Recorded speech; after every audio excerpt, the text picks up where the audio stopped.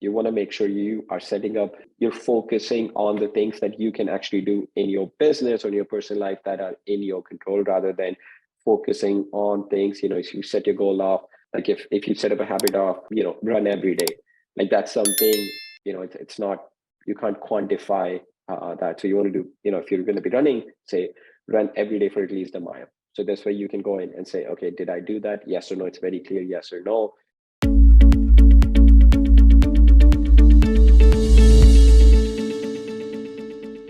All right, guys. So for those of you who don't know me, my name is Sharad. I'm the owner and founder of REsimpli. I'm also an active real estate investor in Northwest Indiana market. For those of you guys who are not familiar, Northwest Indiana is right outside of Chicago. So I would say 30 to 45 minutes outside of Chicago, practically a suburb of Chicago, but it's in Indiana. My office is 30 minutes from downtown Chicago. I'm going to be there in a couple of weeks. I haven't seen my team in 3 years now since COVID. So looking forward to seeing my team. We do fix and flip. Say about 50% we sell to other turnkey investors. I own a property management company, so I'd say about 50% we sell to other turnkey investors. The other 50% we sell retail to homeowners, but I personally definitely prefer the turnkey model over the retail side of it. And then just with the market changing, I think that's where we're inclining more towards focusing on the turnkey side of the business. That's still going pretty strong as compared to there's still a relatively strong demand in that market compared to the retail side of it. Even though I would say even on the retail side, like anything under 200 in our market, it's still moving pretty quickly, even with the high interest rate. So yeah, and I also own a few rental properties, about 50 rental properties in the area, and most of them are paid for free and clear. And that's kind of why I started a property management company, to have my properties we manage by somebody in-house, and then we manage about 170 to 175 units between my properties and properties for other investors in the area. Any questions on that? Anybody else in close to the Northwest Indiana market? Like I said, I'm going to be there in a couple of weeks. So if somebody is there, I'd love to kind of, do you guys, that would be great. Some news on that would be, relevant to real estate investors. I'm sure you guys are already aware the interest rate is going up. It went up again. It was slowing a little bit in November, December, but it was slowing a little bit in October, but November, December, it started going up again. It's high up again. I think it's over 6.5%, depending on your credit and stuff. Like a lot of people would be paying over 7% interest. So that's definitely having an effect on, people just feeling a little bit nervous or anxious about buying a house. And then the home prices are also starting to slow down, even though they're still up since last year. They're up about like 7-8% nationally, but they're down from their peak that we reached in March or April of last year. The home prices are coming down, and I think I was reading some experts, and they're forecasting that for about another 6 months or so, spring and summer market is going to be a little bit slow, where there's going to be some price drop. The interest rate is still going to be a little bit high, but then starting in fall, there should be, starting to be a little bit more turnaround in the market. But anybody looking to buy a house right now, it's a great time to be a buyer. Even though, I believe a lot of sellers are not putting their houses on the market right now. Just because if they sell a house, that they bought with an interest rate of 3-4%, if they sell a house right now, they're going to have to go out and get a loan at 6-7% interest rate. So you're not seeing as much inventory on the market, but that could also be because of the holidays. So I'm hoping, as we go into the new year, there's going to be a lot more inventory coming on in the market, and then you're going to start seeing a little bit of a price drop and balance coming in the market. So that's kind of what we're noticing in our market. We're staying very focused on that 125 to 175 price point. Max will go up to is 200. We're actually making an offer on a property. We made an offer on a property today. We should be getting it under contract. The seller didn't want to sign an e-sign. So he's coming into our office tomorrow to sign the purchase agreement at about, I think we're buying it about 54,000, I believe. It needs 40,000, and the ARV is about 150,000 on it. So that's the price point that we personally feel super comfortable, because that's a house we can rent out for about 14, 15, even $1,600 in some cases. Sell it to an investor for 140 to 150, sell it to a homeowner for 150, or worse, in very unlikely scenario, if it doesn't sell, and I'm okay renting that property out and sitting on that property for like 6 months to a year as the market turns around, and then selling that property. So it's kind of what's going on with our market. Anybody else want to share what they're noticing in their market before we kind of get into the call today? Yeah, I can pop in on that one. I'm in the Salt Lake market, guys. Salt Lake and Boise being specific. I guess compared to Phoenix, we've had probably the highest depreciation of the market across the nation. Some of our top zip codes in Salt Lake have already had a 20 and 30% drop in the market. So what we're seeing now is we're seeing massive seller strikes, meaning that unless a seller needs to sell their property, meaning divorce, foreclosure, pain points, in other words, there's really no reason for them to sell because interest rates are so high. So you don't have the same thing where someone's like, yeah, maybe I just want to, buy a new home and move out of the area, but they won't be able to afford their new home being at, 7.5%. So we're seeing that problem right now with sellers. And then with buyers, I don't think we've had a cash buyer in a few months now. Nobody that's doing any fix and flips are buying at this current moment unless it's 50% to value. And so what we are doing is we're doing a lot of creative finance, which is, luckily what we specialize in.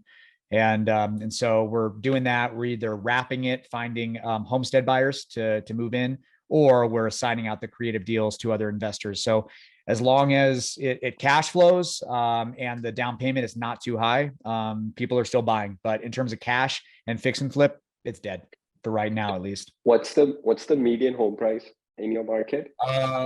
Right, I'd have to check. I'd have to check right now, but we were at about 640. Like the price point that you deal in. That's sorry, what I meant.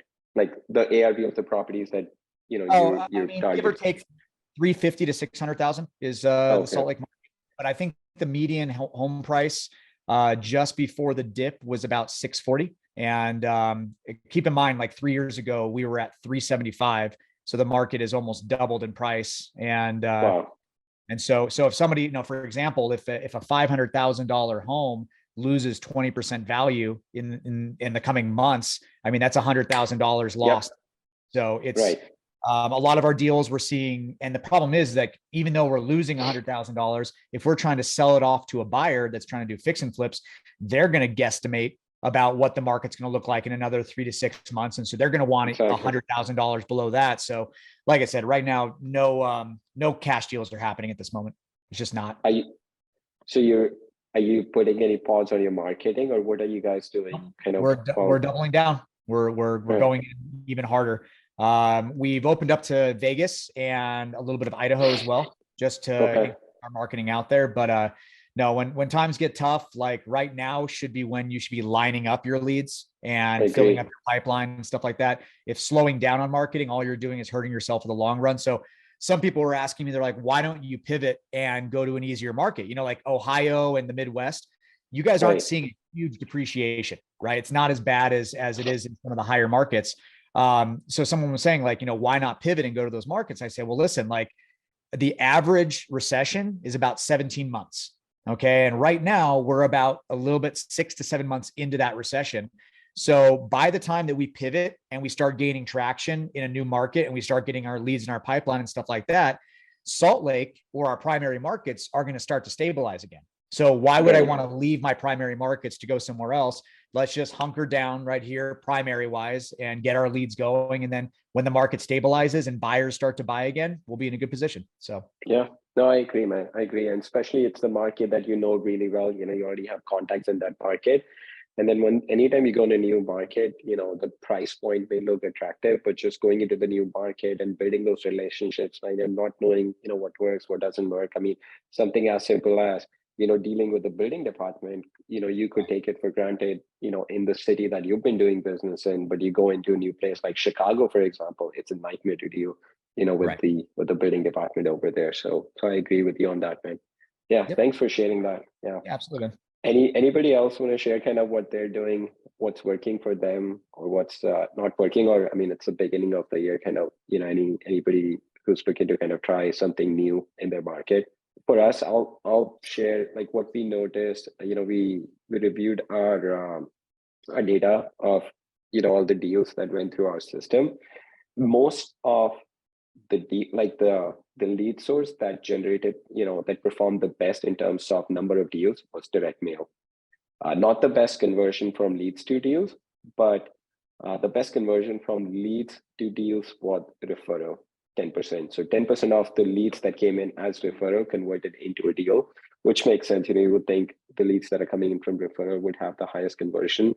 Direct mail was at about 1.2%, I think. I don't remember the number. It was like 1.15 or 1.2%. So, of all, if you had 100 leads come in, I mean, again, these are like unqualified leads, qualified leads, everything like just, anybody even calling to say, hey, take me off the list. We count it as a lead just to kind of have a standard data, because what somebody calls a qualified lead versus what somebody doesn't call a qualified lead is very subjective. So these are like any incoming call that came in for direct mail, about 1.2% of those converted into a deal. And then of all the marketing channels, direct mail created the most deals for investors and recently.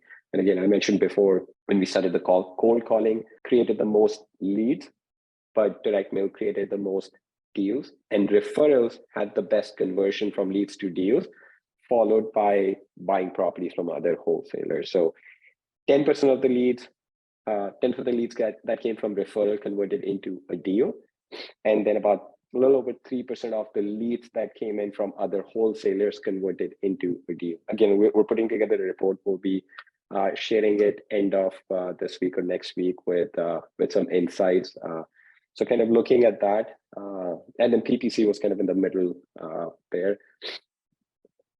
But like looking at that data, we're going to start. I mean, we had already been thinking about starting to do direct mail, so that's kind of what we're going to start picking it up from this month. Our niche market, and then cold calling will be in a month or so once we go live with our dialogue. So and then PPC, we're still doing PPC though. Last 2 months or so, I would say, like last quarter, October, November, December was super slow with PPC. And I talked to other investors, they kind of noticed the same thing, that it's really slowing down with PPC right now, just the market that we're in. So I'm hoping that should start picking up again with the new year.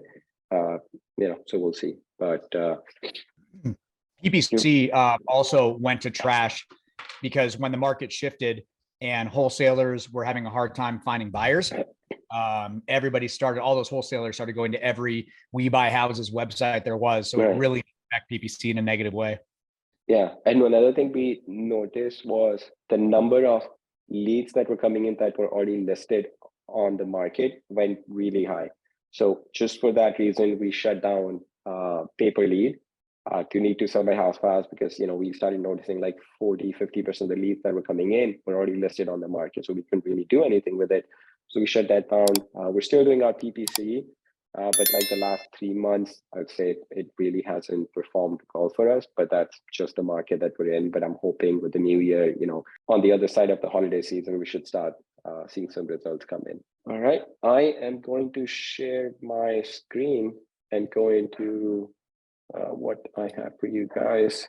Cool. All right, guys. So I've read a lot of books on goal setting, and I'm going to share with you kind of what has worked well for me, based on, and then again, I've read a lot of research on kind of focusing on like one goal and having it written down, printed, how that performs the best. And then we put together this, like a goal setting sheet for you guys. You guys should have received it as an email link, Google Drive link to this. If you don't have it, just send an email to support@resimpli.com and then we'll send it to you. Otherwise, let me see if I can put it in the chat really quick if you guys need a copy of this. All right, I'm going to put this in the chat. So if anybody needs a copy, do that. You guys should have it. Okay. So the way that you want to think about the goal is, you want to have these, first of all, think about what's the goal. I mean, it could be a business goal. It could be a personal goal. It could be a health goal, relation goal. I mean, if you want, you could, make multiple copies of this and have one for each different goal. What I'm going to do is I'm going to have just one goal that is the most important for me, print it out, put it on my, put it on my wall. So I look at it every single day. I review it, just make sure I'm moving in the right direction. That's what I do. I have it printed. So I look at it every single day and, discuss it with my team for my business goal. And we make sure everybody's aligned. So the first thing that you want to do is you want to write like, what's the goal? So for me, for my real estate investing business, the goal for us is fix and flip 25 single family houses for us. So that's our goal for this year, is to do 25 fix and flip this year from our direct to seller marketing. And then the due date for us is December 31, 2023. You could use this to set a goal for a month or a quarter or 6 months or whatever time frame you want to use it for. But for this purpose, I'm using it for the year. But again, you could do it for the quarter, you do it for the month. Again, you could use it for business goal, health goal, or any goal that you have, and you want to break it down into smaller chunks. Definitely do that. And why it's important? It's important for me because in order, once I personally do fix and flip, I want to use that cash flow to purchase long-term rental properties so that I can get freedom of time and money. And then the really, really important thing is, how will you achieve it? So you've set your goal for this year, however many deals you want to do, or, it could be, let's say, your goal is, hey, I want to lose, 25 pounds, just make it up. But then the important thing is, what will I do to achieve this goal? Like, these are the actions that you're going to take in order for you to achieve the goal. So if my goal was, in this case, if I'm going to do 25 fix and flip or single family houses, what I want to do is I want to look at, okay, the most important thing for me is going to be marketing. So what I want to write is send direct mail 6 times this year, target market. Okay. So that's the first thing I want to write down. That's the biggest thing that's going to help us move forward in that direction. The second thing is hire a cold caller and start before end of Q1 23. So those are the 2 things that I want to do. Again, if you were looking to, let's say, lose weight, if that was my goal, then I might put down as, I'm going to walk 10,000 steps every day. These are the things that the actual actions I'm going to take in my business or, personally for me to achieve the goal. So let's say I'm going to send out direct mail, hire a cold caller, and then another thing would be review KPIs every Tuesday. That's when I have it in my calendar at 10 a.m. EST. Okay, so these are the 3 things that I want to do in my business in order for me to get to that goal of 25 single family houses. And then the next thing you want to do is you want to list, who will I need to ensure this goal is achieved? This could be, again, going back to the example of losing weight, it could be, a personal trainer that you're going to work with, or it could be somebody on, social media that you follow, recipe or a diet plan that you follow, or a personal trainer that you follow. So you want to put that person's name. What I'm going to put is, I get a lot of value from these calls. I'm going to put REsimpli mastermind calls. And then I'm also part of Collective Genius. I'm going to put Collective Genius. So these are the 2 groups that I'm going to rely on in order for me to kind of just see, what else can I do in my business to achieve the goals that I have. So just to kind of, whether it's to hold me accountable or just to make sure that, the things that I am going to do are aligned with the goal that I want to achieve. So, and then the next thing is, you want to put something that, okay, if you were to achieve this goal, how are you going to reward yourself? And you want to put something that's something you actually want and not need. If you don't want to put something, let's say if you need a new computer, for example, your computer isn't working, you don't want to put that, hey, I'm going to buy myself a new laptop because you need it, whether you reach the goal or not, that's something you need. But you want to put something that is actually a reward, that's something you want and not need.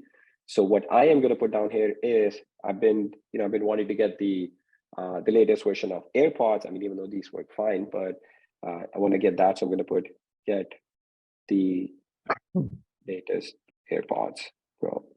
Okay. So once you put, however you want to reward yourself with what you want, put that in. And then the next thing is really, really important. We put together the statement. You can take it out. You can put something else, it's more personal to you. But we put this, I commit to myself that I'll take 100% ownership for achieving my goal. I'll stay focused and I'll review my goal every day and do something big or small to help me achieve my goal. I will continue even when it seems like it won't happen or others say I can't. I will not give up. So for me, I feel like when I read this statement, I start my day, I look at my goals and I read this statement, it just gets me excited. It helps me stay focused on the things that I can do, helps me take 100% ownership of the goals that I want to achieve rather than worry about, focus on the things on why it may or may not happen. Then, you're going to put your name down here. So I want to put my name.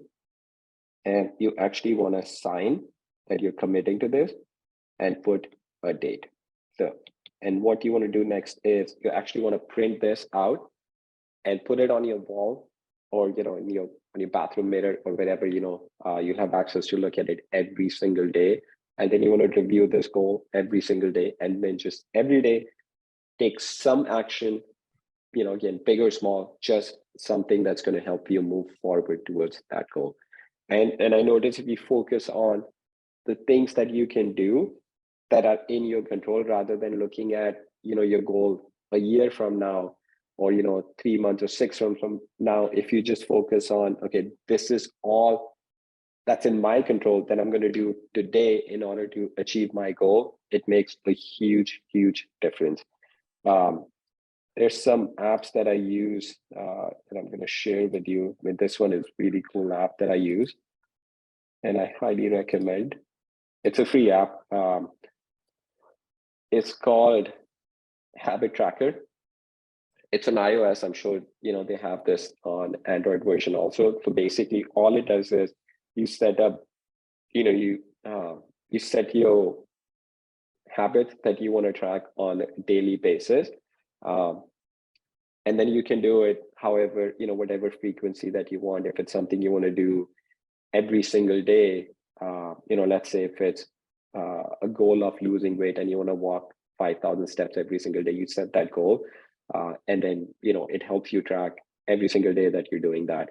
So for me, like I was talking at the beginning of the call, I haven't been feeling well, since last week, but I noticed, I don't know if any of you guys have ever heard of Wim Hof. I used to do his breathing exercise and I noticed I did that for about a year and a half, 2020 through mid 2021. And I noticed it made a huge difference. Like I don't remember I ever got sick. And I just felt really good, energized, and just, did not get sick. And then for some reason, I don't know, I got complacent and I stopped doing that. And I started noticing that last 6 months or a year, I've gotten sick like once every other month or so. So for me, one of the habits that I'm going to do is I'm going to do that breathing exercise every single day for 15 minutes. So that's one of the habits that I'm tracking. There's some other things that I'm tracking, but that's what you would want to do. Set your activity that you can track.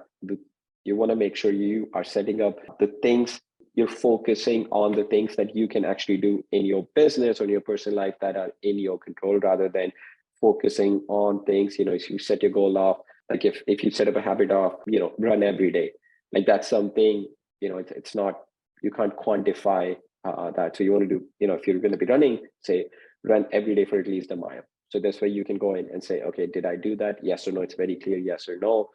That's what you want to do. And then I notice for me, it makes a huge, huge difference if I sort of have an accountability. And then you can even set up a widget, like I have this widget set up on my phone. So every time I open my phone, like it's in my face, it just reminds me, hey, I need to do this before the end of the day. And then I have some monthly reward set up. If I do this by the end of the month, I'm going to reward myself with this, something that I wanted and something not I need in my life. So that's what I do in my life. That really made a huge difference in kind of helping me get towards my goal, and just making progress and just like overall feeling really happy and good about making progress towards my goal. So I wanted to share this with you guys, as we started our first mastermind call. So with that, do you guys have any questions or anything that you guys are doing in your life or in your business that has worked really well for you that I would that you don't mind sharing, or any questions that you have on kind of what I shared with you guys? I'm going to put this in the chat. This is the app that I use. Again, it's a free app, but I absolutely love it. Like I think you can do like 5 or 6 habits. I have like 6 habits that I track on a daily basis, and it's absolutely free. And it just like I have a widget on my phone that I look at every single day, a few times a day, just to make sure I'm kind of doing those things every day. I'm sure they have an Android version of this also. Yeah, Victor, absolutely. We all need some structure and discipline. And I feel like personally, if I look at my, if I break my entire goal into what I want to do, let's say a year from now, but then I look at, okay, what do I need to do on a daily basis that if I do that, it's going to help me achieve my goal. It just makes it very simple. It makes it, very easy to digest for me. Then I can say, all right, all I need to worry about is just the day to day. I don't need to worry about what's going to happen tomorrow. I don't need to worry about what's going to happen a month from now. All I need to do is just take care of the day that I have in front of me. As long as I do everything that I need to do for that day, everything else will fall in place. And I notice that that helps a lot. Yeah, man, that app is great. Okay, it's free. I love using it. I mean, I've added like 7, 8 habits at one time, but it's never asked me to like pay for it. They say it's free up to 5, but I've added like 7 or 8 even at one point, but I've never had to pay for it. So it's a great app. Cool. Any other questions or thoughts on kind of what I shared, or anything else about investing or REsimpli that I can answer for you guys? Cool. All right. If you guys don't have any questions, then thank you so much for being in on this call. The recording will be available in a couple of days on our YouTube, and we'll send it out via email. And I'll see you guys on next week call. Thank you guys. Have a great rest of the day and an amazing week. Thanks.